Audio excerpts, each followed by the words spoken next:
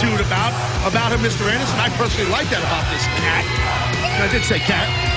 The cockiness, the confidence of Mr. Anderson. Will it be enough to have him be the #1 contender after winning the 8-card stud tournament? I guess Mick didn't get the upgrade. God.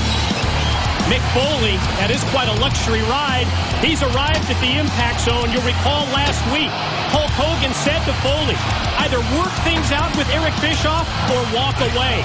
The deadline from Eric Bischoff. He told Mick, you've got 1 week to figure it out. We'll get Foley's answer tonight.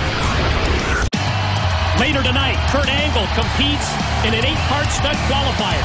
To get comments from the Olympic gold medalist about his match versus Tomko, let's go to Christy Henry.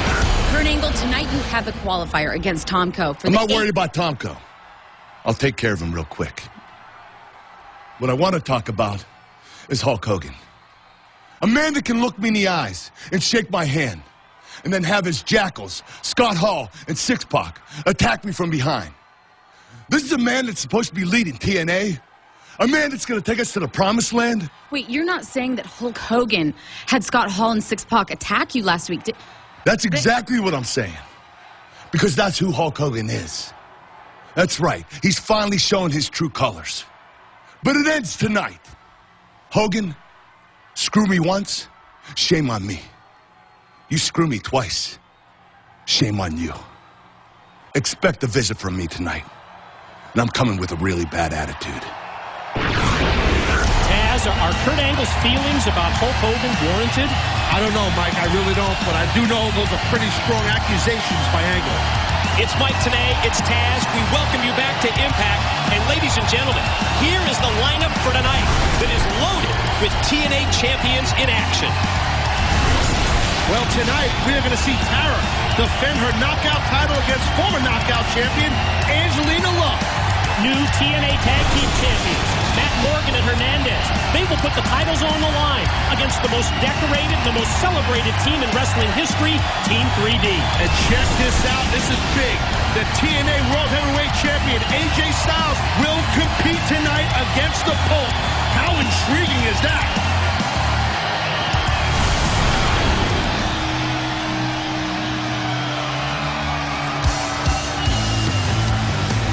Well, talk about intriguing. Please welcome to the Impact Zone, Eric Bischoff.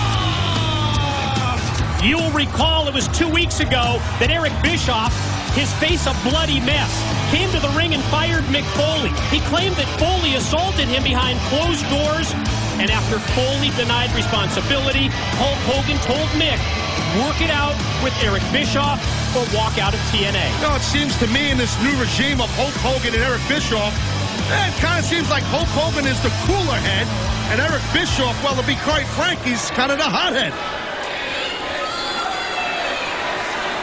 It is so good to be here one more time. But you know, last week Hulk Hogan made it really clear to Mick Foley that he had to get on the same page with yours truly. And Mick made it clear to me that he was just not interested in doing that. That was very disappointing. And it's also a decision, Mick Foley, that's going to cost you dearly.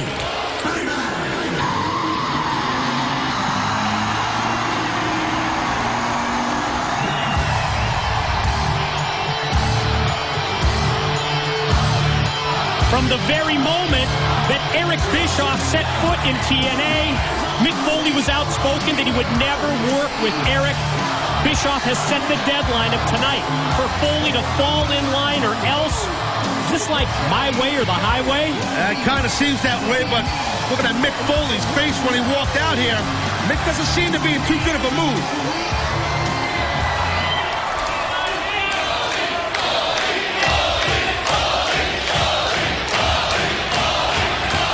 You know, Eric, my reputation inside this business is that there's something wrong up here. Not because I was willing to do things with my body that no human being should have to endure. Not because I was willing to pay any price.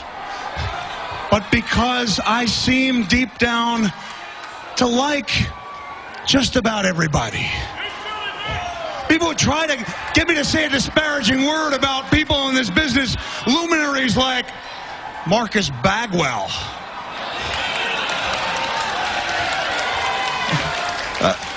Paul Heyman.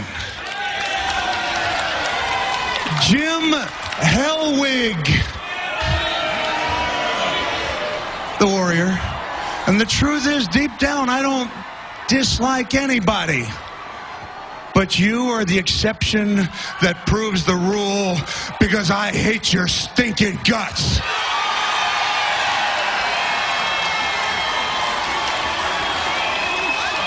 You slick little hustler. You are the polar opposite of everything I am. The antithesis of everything that I believe in. Because while I love this business, would have given anything, and did practically give everything to be part of it, you came in from the outside. A salesman, an announcer, and the worst one in history at that. I guess Mick never heard of Mike Adamle. And then an executive who weaseled his way to power specifically because he was somebody who did not embody old school pro wrestling. You know, Eric, perhaps I'm not actually old school. Maybe I went to the school that burned down before they built the old school, because I can't stand you. Well, Mick, you may not be able to stand me. You've made that abundantly clear. But this isn't about you and me. This is about your decision. Your decision, But Mick. my decision is exactly about me and you, and it's about other people too. You can mess around with my life. Hey, you know what? I love working here. I love showing up at the iMPACT Zone. I love being part of TNA. But I've always prepared myself for a worst case scenario, which is why at age 22, when other wrestlers lack the ability to look into the future, I was saving every dime. I was sleeping on the cot at the Red Roof when I was a WWE champion. I drive a piece of crap minivan, and I do it because I don't want to have to answer to idiots like you. And I won't. But then, hey, no. You hear me out. Because I marked down 2 words on my hand. 2 names, JB and Abyss. How dare you? Who the hell are you to mess around with the lives of other people? You think JB is just a guy with the buggy eyes who holds a microphone? Yeah. Do you know how many hats this guy wears backstage at TNA? The iMPACT Zone would shut down without JB. And the fact that you don't know that, and more importantly, that you don't care to know that, shows how little interest you have into knowing what actually makes TNA tick. Well, let me tell you what makes me tick, Mick. What makes me tick is the power and the control. I've listened to you babble out here half the night, so you listen to me. You don't want to get on the same page with me? That's fine. That's your choice. I respect that, Mick. I really do. But what's unfortunate is that since you aren't going to get on the same page with me, I'm going to have to turn that page. And you'll appreciate this, Mick, because like you, I'm a New York Times best-selling author. And I'm about to write the next chapter of the Mick Foley story. Reminds me of something I wrote about you in my bestseller, a #1 bestseller. In reference to you, I said, power should be limited to those who are not in love with it. And you have not learned a thing since your failures at WCW. I've been running this show, and I've been recognizable around the world while you were making reality shows with Chachi. So this is the deal, Eric. Hey, with all respect to my wife of 20 years, I've always told her that deep down the pro wrestling business was my first real love. Because it was the first thing I ever loved that loved me back. And like a relationship with a woman, I realized that it might not last forever. And I prepared myself to deal with the fact that they might fight in love with someone else. And the deal is, I can accept that the relationship is over, but I'll be damned if I'm going to stand around and watch you